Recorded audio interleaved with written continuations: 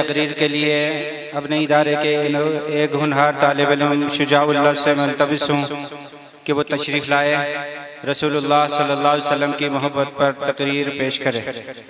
تشریف لا رہے ہیں شجاع اللہ متعلم لیول 2۔ بسم اللہ الرحمن الرحیم، نحمده ونصلي ونسلم على رسوله الكريم، أما بعد فأعوذ بالله من الشيطان الرجيم. بسم الله الرحمن الرحيم. قال الله تبارك وتعالى في كلام المجيد والفرقان الحميد: النبي أولى بالمؤمنين من أنفسهم وأزواجه أمهاتهم. صدق الله العظيم. وقال النبي صلى الله عليه وسلم: لا يؤمن أحدكم حتى أكون أحب إليه من والده وولده والناس أجمعين، أو كما قال عليه الصلاة والسلام. حضور آئے تو سر آفرینش پا گئی دنیا، حضور آئے تو سر آفرینش پا گئی دنیا، اندھیروں سے نکل کر روشنی میں آ گئی دنیا، ستے چہروں کا زنگ اترا بجھے چہروں پہ نور آیا، ستے چہروں کا زنگ اترا بجھے چہروں پہ نور آیا، حضور آئے تو انسانوں کو جینے کا شعور آیا۔ محترم جناب صدر مجلس، انتہائی واجب الاحترام اساتذہ کرام، حاضرین مجلس اور میرے طالب علم ساتھیوں، السلام علیکم ورحمۃ اللہ وبرکاتہ۔ آج میں آپ حضرات کے سامنے رسول اللہ صلی اللہ علیہ وسلم کی محبت کے بارے میں کچھ عرض کرنا چاہتا ہوں۔ دعا کریں کہ اللہ تعالی ہم سب کو رسول اللہ صلی اللہ علیہ وسلم سے سچی محبت نصیب فرمائے۔ محترم سامعین، کسی بھی شخصیت سے محبت کرنے کے تین بڑے اسباب ہوتے ہیں۔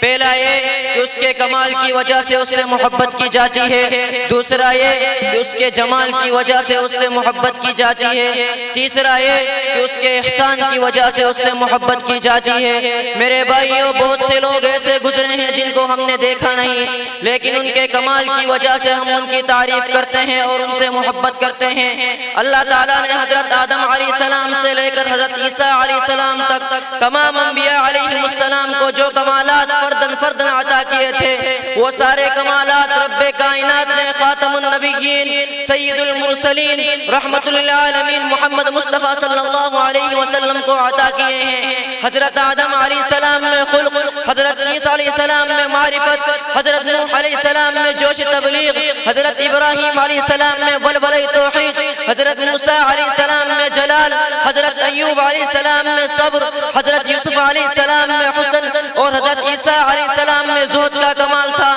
یہ سارے کمالات اکیلے میرے نبی میں بدرجہ اتم پائے جاتے ہیں۔ حضرت نانوتوی رحمت اللہ علیہ فرماتے ہیں، جہاں کے سارے کمالات ایک تجھ میں ہیں، جہاں کے سارے کمالات ایک تجھ میں ہیں، تیرے کمالات کسی میں نہیں مگر دو چار۔ محترم سامعین، بعض لوگ کسی سے اس کے حسن کی وجہ سے محبت کرتے ہیں تو ہم اپنے پیغمبر سے اس کے حسن کی وجہ سے محبت کرتے ہیں۔ حضرت جابر رضی اللہ تعالیٰ عنہ فرماتے ہیں، ایک رات میں مسجد نبی میں بیٹھا ہوا تھا، 14ویں رات کا چاند خوب روشن تھا۔ میں نے سوچا کہ دیکھ لوں کہ چاند کی روشنی زیادہ ہے یا میرے نبی کے چہرے کی۔ فرماتے ہیں کہ میں ایک نظر چاند کی طرف دیکھا، ایک نظر نبی کے چہرے کی طرف، بعد میں اس نتیجے پر پہنچا کہ چاند کے چہرے پر جھائیاں ہیں، میرے نبی کا چہرہ صاف اور روشن ہے۔ تبھی تو شاعر کہتا ہے، چاند سے تشبیہ دینا بھی کوئی انصاف ہے، چاند سے تشبیہ دینا بھی کوئی انصاف ہے، چاند کے چہرے پہ جائیاں مدنی کا چہرہ صاف ہے۔